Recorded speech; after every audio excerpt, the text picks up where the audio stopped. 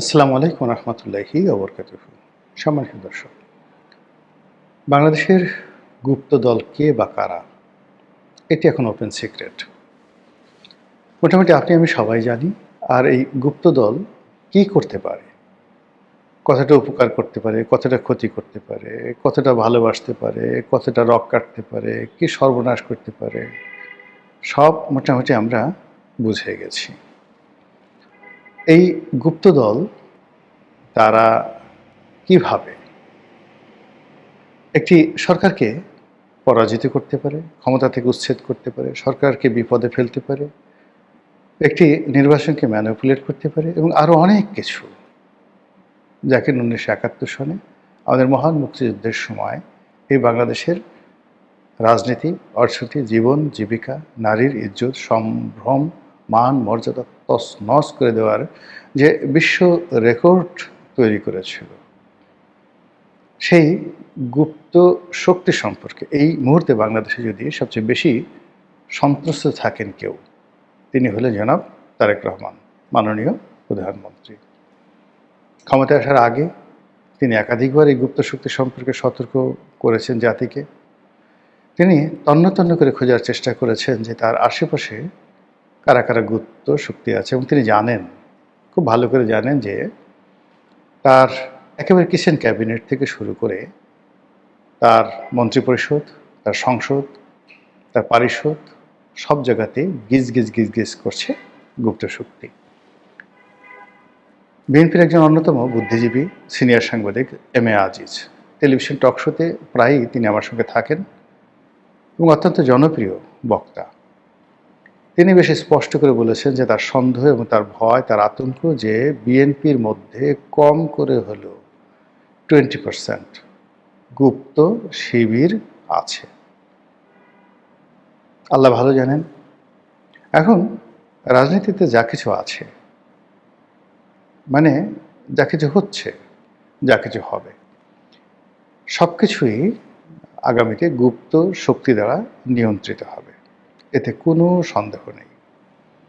গত 17 মাসে গুপ্ত শক্তি তাদের কর্মকাণ্ডে যে সফলতা লাভ করেছে, তারপর রাষ্ট্র পরিচালনায় তারা যে অভিজ্ঞতা অর্জন করেছে, একটি সফল বিপ্লবের তারা নেতৃত্ব দিয়েছে, গণ অভ্যুত্থানের নেতৃত্ব দিয়েছে, এবং সেই গণ অভ্যুত্থানের মিঠাই মন্ডা যা কিছু আছে সব তারা চেটে পুটে খেয়েছে। এখন তারা স্ফীত, এখন তাদের কোনো সংকট নেই। অর্থ, বৃত্ত, ক্ষমতা সব জায়গাতে তারা টল টল টল টল করছে। কেবলই মাত্র শেষ মুহূর্তে তারা ভারতের কারণে এবং আওয়ামী লীগের কারণে তাদের যে ম্যাটিকুলাস ডিজাইন, সেই ডিজাইন থেকে তারা পিছনে পড়ে গেছে এবং অপ্রত্যাশিতভাবে, মানে জনগণের অপ্রত্যাশা নয়, গুপ্ত শক্তির অপ্রত্যাশিত যে তাদের যে চিন্তা চেতনা, যেটা তারা কল্পনাই করেনি, সেই অপ্রত্যাশিতভাবে তারা পরাজিত হয়েছে এবং যারা বিজয়ী হয়েছে তারা কোনো অবস্থায় তাদেরকে মানতে পারছেন না। ফলে রাজনীতি খুব অল্প সময়ের মধ্যে জটিল এবং কুটিল হয়ে পড়েছে। এই রাজনীতি এখানে স্থির থাকবে না, এটা বলতে গেলে আমরা নিশ্চিত। আমাদের দেশে চিরাচরিত অবস্থা হলো যে এবার বর্ষাকাল যাক, শীতের সময় আসুক, দেখিয়ে দেব আন্দোলন কাকে বলে, কিংবা এই রমজানের মাসটা যাক, ঈদের পর থেকে আমরা আন্দোলন শুরু করব।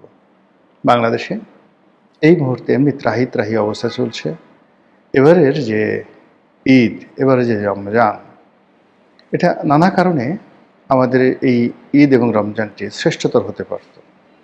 দীর্ঘ 15 বছরের যে একনায়কতন্ত্র, তারপর 17 মাসের আরও বাজে প্রকৃতির কর্তৃত্ববাদের শাসন, শেখ হাসিনার জামানাতে যে শাসন ছিল, শোষণ ছিল, তার সঙ্গে সঙ্গে গণতন্ত্র ছিল, উন্নয়ন ছিল, মানুষের কর্ম ছিল, সৃজনশীলতা ছিল, কবি ছিল, সাহিত্যিক ছিল, গল্প ছিল, কবিতা ছিল, সাংবাদিকতা ছিল, টক শো ছিল, রাজনীতির প্রতিপক্ষের হম্বিতম্বি ছিল, মামলা ছিল, মোকদ্দমা ছিল, পুরো সমাজ বৈচিত্র্যময় একটি সমাজ মানুষের বসবাসের উপযোগী ছিল।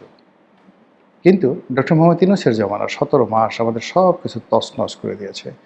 চারিদিকে শুধু মব আর মব, চারিদিকে শুধু মিথ্যা কথা আর মিথ্যা কথা, চারিদিকে শুধু গালগপ্প গালগপ্প, এটা হচ্ছে ওটা হচ্ছে, এই পৃথিবী থেকে সব মানুষ বাংলাদেশে চলে আসবে, আজ আমেরিকা হয়ে যাবে, পোর্ট দিয়ে দেব, দেশ দিয়ে দেব, সেন্ট মার্টিন দিয়ে দেব, ইত্যাদি ইত্যাদি নানা রকম কথাবার্তা। তার সঙ্গে সঙ্গে আজ রোহিঙ্গারা চলে যাবে, কাল রোহিঙ্গারা চলে যাবে, রোহিঙ্গারা গিয়ে ঈদ করবে আগামী বছর সেই তাদের নিজ দেশে। সকল খাজুরি আলাপ শুনতে শুনতে আমাদের কান যখন ঝালাপালা হচ্ছিল, আমাদের শিল্প কলকারখানা যখন বন্ধ হয়ে যাচ্ছিল, আমাদের বেকার সমস্যা যখন তুঙ্গে, আমরা রাষ্ট্র হিসেবে যখন প্রায় দেউলিয়ার পর্যায়ে চলে যাচ্ছিলাম, ঠিক সেই সময়টিতে একটি গণতান্ত্রিক নির্বাচন হলো এবং সেই নির্বাচনে বাংলাদেশের বৃহত্তম এবং জনপ্রিয়তম দল বিএনপি ক্ষমতায় এলো। তারেক রহমান সাহেব প্রত্যাশিতভাবে প্রধানমন্ত্রী হলেন।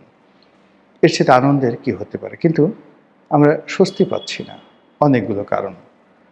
প্রথম কারণ হলো যে এই মুহূর্তে দুটো নতুন যুদ্ধ, আফগানিস্তান এবং পাকিস্তানের যুদ্ধ, এবং আমাদের বাংলাদেশের রাজনীতিতে গত 17 মাসে পাকিস্তান এবং আফগানিস্তানের যে প্রভুত্ব, তাদের যে আধিপত্য, তাদের যে রাজনৈতিক মতাদর্শ যেভাবে আমাদের সমাজে বিস্তার লাভ করছে, এখানে যেটাকে বলা হয় কনফ্রন্ট্রেশন, এটি ইসলামিক কনফ্রন্ট্রেশন, এটি আমাদের জন্য রীতিমতো গোদের উপর বিস্ফোরা হয়ে দাঁড়িয়েছে।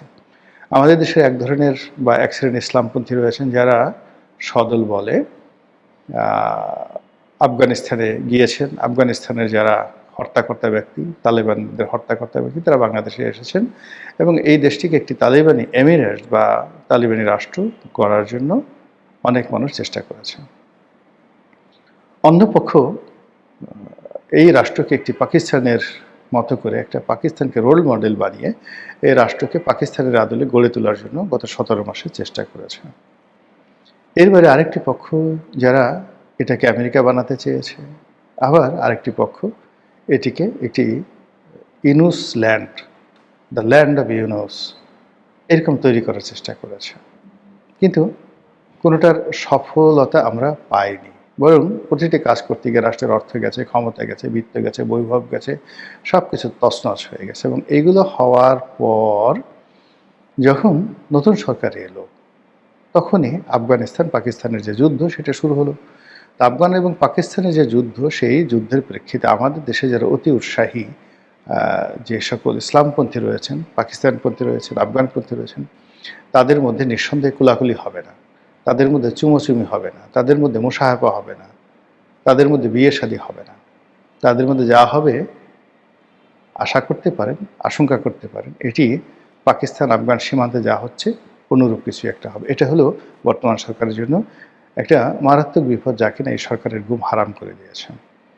দ্বিতীয় সমস্যা হলো এই মুহূর্তে ইরান এবং আমেরিকার যুদ্ধ চলছে এবং এই যুদ্ধের ফলে আমাদের বৈদেশিক বাণিজ্য, আমাদের ফরেন রিজার্ভ, আমাদের যে ফুয়েল সিকিউরিটি, জ্বালানি নিরাপত্তা, তারপর মধ্যপ্রাচ্যে আমাদের যে শ্রমশক্তি রপ্তানি এবং রেমিটেন্স প্রবাহ, সব কিছু ঝুঁকির মধ্যে পড়েছে।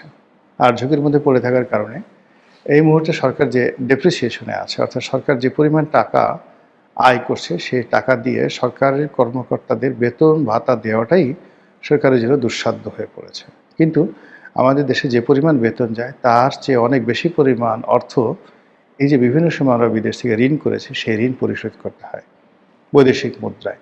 তো বৈদেশিক মুদ্রা সেই ঋণ পরিশোধ করার জন্য ফরেন রেমিটেন্স লাগবে, এক্সপোর্ট লাগবে। ফরেন রেমিটেন্স এবং এক্সপোর্ট এই মুহূর্তে দুটোই বিপদের মধ্যে পড়েছে। অন্যদিকে সরকার মুদ্রা ছাপিয়ে দেশে মুদ্রাস্ফীতি বাড়িয়ে দিয়েছে। সরকারি হিসেবে, আমাদের হিসাব না, রাষ্ট্রীয় হিসেবে শেখ হাসিনা যখন এই দেশ ত্যাগ করেন, তখন 100 টাকার যে মূল্য ছিল, এটি কমতে কমতে এখন 46 টাকা হয়েছে, অর্থাৎ 54 টাকা নেই ইউনূসের জমানার জাদুতে। আর তারেক সাহেবের জমানাতে যদি আবার আরেক দফা মুদ্রাস্ফীতি ঘটে, তাহলে এই টাকার মান যদি 25 টাকায় নেমে আসে, তাহলে বুঝতে পারেন যে আপনি আমি কোথায় চলে যাব। বস্তা বস্তা টাকা নিয়ে আপনাকে বাজারে যেতে হবে। ইলিশ মাছ শেখ হাসিনা যখন ছিলেন তখন 1600 টাকা কেজি ছিল, এখন সেই ইলিশ মাছের কেজি 4000 টাকা। বোঝার চেষ্টা করেন যে ইলিশ মাছের গন্ধ সুখে আপনাকে সময় পার করতে হবে। এছাড়া আরও যে সকল জিনিসপত্র, নিত্য প্রয়োজনীয় জিনিসপত্র, সকলের দাম মারাত্মকভাবে বেড়ে গেছে। 70 টাকা ছিল বেসনের মূল্য। বেসন যেটা দিয়ে আপনার পেঁয়াজু, বেগুনি, হালিম যে বানান আর কি, বুটের ডাল, এগুলো এই কয়দিন আগে কিনলাম, দেখা গেল যে 120 টাকা না 30 টাকা দাম পার কেজি বেড়েছে। এইভাবে নিত্য প্রয়োজনীয় দ্রব্যের দাম, চাল, ডাল, আটা, ময়দার কথা না হয় বাদে দিলাম। তো সেই অর্থে অর্থনীতি এই ইরান এবং আমেরিকার যুদ্ধের ফলে কোন পর্যায়ে যাবে আমরা এখন পর্যন্ত বলতে পারি না। আর এই সময়টাতে তেলের রেশনিং হচ্ছে, পেট্রোল পাম্পগুলোতে রীতিমতো যুদ্ধাবস্থা, এবং আগামীতে যদি এই পেট্রোল নেওয়ার জন্য, পেট্রোল চুরি করার জন্য, পেট্রোল ডাকাতি করার জন্য একটা জ্ঞান তৈরি হয়ে যায়, আমি খুব আশ্চর্য হব না। আবার ঈদকে সামনে রেখে যদি টাকার অভাব পড়ে, নগদ টাকার অভাব পড়ে, বা ব্যাংকের প্রতি যদি মানুষের বিশ্বাস এবং আস্থা কমে যায়, মানুষ যদি দলে দলে ব্যাংকে গিয়ে টাকা নগদায়ন করে আবার ঘরে রাখার চেষ্টা করে, তাহলে জনাব তারেক রহমান সাহেবের জন্য রীতিমতো রোজ কিয়ামতের আলামত শুরু হয়ে যাবে। এবং সেই আলামতকে কাজে লাগিয়ে গুপ্ত শক্তি আরেকটি গণ অভ্যুত্থান ঘটিয়ে ক্ষমতা দখল করার চেষ্টা করতে পারে, এবং সেই কাজে তারা করবে না এটা বুকে হাত দিয়ে বলা যাচ্ছে। ইতিমধ্যে তারা অর্গানাইজ হচ্ছে, এবং তাদের যে সকল ইতিপূর্বে প্রক্সি সংগঠন ছিল, 20 থেকে 30টি প্রক্সি সংগঠন ছিল, সেই প্রক্সি সংগঠনগুলো এই বিগত দিনে অনেকগুলো নির্বিষ হয়ে গেছে, অনেকগুলো তাদের মূল সংগঠনের সাথে একীভূত হয়ে গেছে, এবং অনেকে প্রথম সারিতে এসে রীতিমতো দুর্নীতিতে আকণ্ঠ নিমজ্জিত হয়ে তারা অনেক কিছু তারা শেষ করে ফেলেছেন। কিন্তু এই নির্বাচনের পরে আবার দেখা গেল যে তারা নতুন করে রিঅর্গানাইজ হচ্ছেন, তারা আবার বড় বড় কথাবার্তা বলছেন, এবং সেই শেখ হাসিনার পতনের আগে তাদের যে ধরনের প্রস্তুতি ছিল, তাদের অনেকে বলেছিল যে আমরা সশস্ত্র যুদ্ধ করার জন্য আমাদের ব্যাপক প্রস্তুতি ছিল। তারা অস্ত্র সংগ্রহ করেছিল নিঃসন্দেহে। যদি সশস্ত্র যুদ্ধ, তো আর গুলতি হাতে তারা যুদ্ধ করবে না আর্মির সঙ্গে, কিংবা তারা ওই তীর নিয়ে, ছিটকানি নিয়ে, কিংবা ওই ঘরে যে চাকু আছে চাকু নিয়ে, বডি নিয়ে, দা নিয়ে, খুন্তা নিয়ে, কুড়াল নিয়ে, বাঁশ নিয়ে আমাদের এই যে সেনাবাহিনী, পুলিশ বাহিনীর সাথে তারা সেই সশস্ত্র যুদ্ধ করতে চায়নি। তারা সশস্ত্র যুদ্ধ করতে চেয়েছে সে সকল অস্ত্র নিয়ে, যে সকল অস্ত্রকে বলা হয় স্নাইপার রাইফেল, 7.62 বোরের স্নাইপার রাইফেল, AK-47 থেকে শুরু করে পৃথিবীর যে সকল দামি যে ব্র্যান্ডগুলো রয়েছে, সেই ব্র্যান্ডগুলোর অস্ত্র দিয়ে তারা যুদ্ধ করবে, এরকমই আকার ইঙ্গিত কিন্তু আমাদের যারা সামরিক বিশেষজ্ঞ তারা বিভিন্ন সময় আশঙ্কা ব্যক্ত করেছেন। অন্যদিকে শেখ হাসিনার পতনের সময়টিতে বহু থানা লুট হয়েছে, সেনাবাহিনীর বহু অস্ত্র লুট হয়েছে, SSF-এর বহু অস্ত্র লুট হয়েছে, যার কিয়দাংশ এখন পর্যন্ত উদ্ধার করা সম্ভব হয়নি। এই অস্ত্রগুলো যদি শানিত হয়, এগুলো ধারালো করা হয়, শান দেওয়া হয়, এবং এই যে দেশের যে সমস্যাগুলোর কথা বললাম, অর্থনৈতিক সমস্যা, পেট্রোলের সমস্যা, রাজনৈতিক সমস্যা, তার সঙ্গে সঙ্গে যে বিএনপি যে নতুন সরকার গঠন করল, তাদের অনভিজ্ঞতা এবং বৈশ্বিক অবস্থার কারণে যে নিত্য পণ্যের যে দাম, এটা বৃদ্ধি, মুদ্রার মান কমে যাওয়া, এবং সমাজে বিশৃঙ্খলা, অস্থিরতা বৃদ্ধি পাওয়া, চাঁদাবাজি বৃদ্ধি পাওয়া, অন্যায় বিচার বৃদ্ধি পাওয়া, এই জিনিসগুলো যখন চলতে থাকবে উইদিন 2 সপ্তাহ, ঈদের আগের 1 সপ্তাহ, ঈদের পরের 1 সপ্তাহ, এই 2 সপ্তাহের মধ্যেই দেখা গেল যে অনেক কিছু নিয়ন্ত্রণের বাইরে চলে যেতে পারে। আর এই নিয়ন্ত্রণের বাইরে যাওয়ার জন্য গুপ্ত শক্তি তাদের যে সকল পলিসি রয়েছে, তারা জানে কি করে মেট্রো রেলে আগুন দেওয়া হয়, তারা জানে যে কি করে সরকারি সম্পত্তি, বাংলাদেশ টেলিভিশন থেকে শুরু করে সব কিছু আগুন দেওয়া হয়, তারা জানে খুব ভালো করে যে কি করে সেই পুলিশদেরকে মেরে টানিয়ে রাখা হয়। যে কাজটি পুলিশের সাথে করা হয়েছে, সেই কাজটি যদি আনসারের সাথে করা হয়, সেই একই কাজ যদি সেনাবাহিনীর সঙ্গে করা হয়, তারা মাঠে আছে, সেই একই কাজ যদি বিজিবির সঙ্গে করা হয়, কীরকম একটা অবস্থা তৈরি হবে। সেই একই কাজ যদি এই যে যারা নতুন এমপি নির্বাচিত হয়েছেন, সংসদ সদস্য নির্বাচিত হয়েছেন, তাদের সাথে করা হয়, এবং সেই কাজ যদি বিশেষ করে যে সমস্ত লোক শেষ মুহূর্তে গুপ্ত শক্তির সাথে বেইমানি করে, মুনাফিকি করে, তারপরে শেষে ক্ষমতার লোভে, মন্ত্রী হল লোভে যারা তাদেরকে ত্যাগ করে বিএনপির সাথে যুক্ত হয়েছেন, তাদের সঙ্গে যদি সেই কাজ করা হয়, তাদেরকে একটু কোথাও টানিয়ে রাখা হয়, সকালবেলা মানুষজন দেখলো যে অমুক লোক ঝুলে আছে। সারা বাংলাদেশে যে প্যানিক তৈরি হয়ে যাবে, সেই প্যানিকের মধ্যে টুস করে গুপ্ত শক্তি যদি ঢুকে পড়ে, আরেকটি অভ্যুত্থানের নাম করে আবার যদি ক্ষমতা দখলের চেষ্টা করে, কাউকে যদি আবার পালিয়ে যাওয়ার জন্য তারা সুযোগ না দেয়। তারা তো বলেই দিয়েছে যে শেখ হাসিনা যেভাবে পালিয়ে গেছে ওভাবে তোমাকে পালিয়ে যেতে দেওয়া হবে না, তুমি যেতে পারবা না, তোমাকে রেখে দেওয়া হবে। এই কথাগুলো নেহায়েত কথার কথা নয়। এই ধরনের কথা বাংলাদেশ ইতিপূর্বে হয়নি। যেহেতু এই ধরনের কথাবার্তা হয়েছে, কাজে এগুলো রাজনৈতিক মূল্য আছে, অর্থনৈতিক মূল্য আছে। তো কাজেই যারা ক্ষমতা আছেন সাধু সাবধান, একটি সম্ভাব্য গণ অভ্যুত্থান, একটি গুপ্ত শক্তির নানা রকম গোপন তৎপরতা এবং রাজনীতি, অর্থনীতি, দেশের জন্য যে সকল যাকে বলা হয় মরণ ফাঁদ যারা তৈরি করেছে দেশি বিদেশি চক্রের সাথে চক্রান্ত করে, তার থেকে বর্তমান সরকারকে আল্লাহ হেফাজত করুন, দেশবাসীকে হেফাজত করুন, এই দোয়া করছি। আসসালামু আলাইকুম ওয়া রাহমাতুল্লাহি ওয়া বারাকাতুহু।